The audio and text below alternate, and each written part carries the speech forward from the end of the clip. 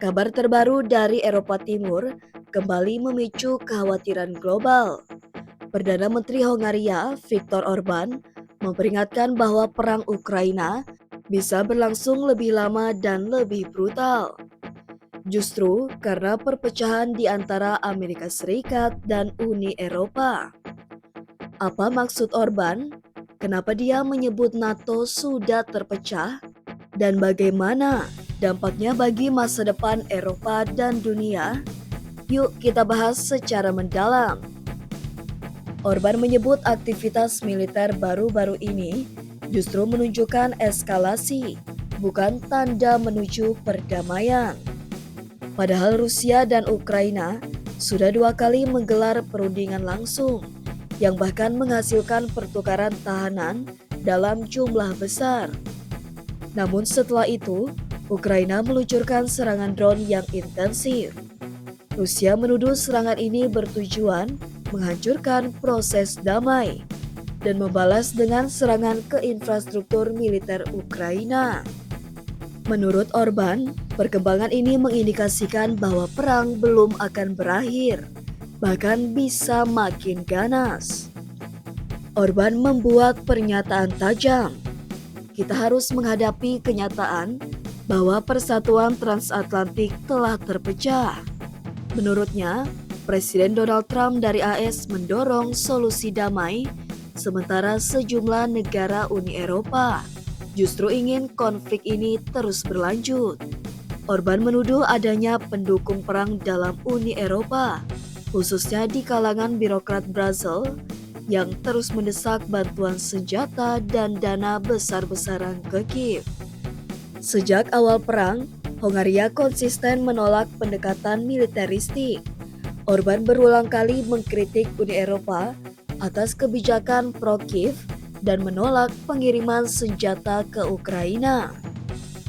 Hongaria bahkan memposisikan diri sebagai pendukung upaya damai yang independen dari Brasil maupun Washington.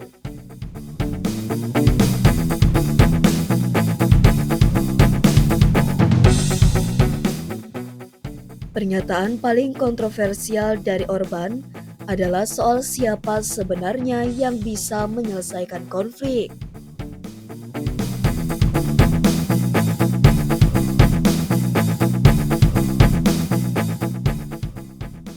Menurut Orban, bukan hanya soal perang tapi juga perdagangan, energi, dan investasi. Semuanya harus dinegosiasikan antara dua kekuatan besar ini. Ini mencerminkan pandangan realistis tapi juga sangat strategis. Ukraina hanyalah pion dalam konflik yang lebih besar antara dua raksasa global.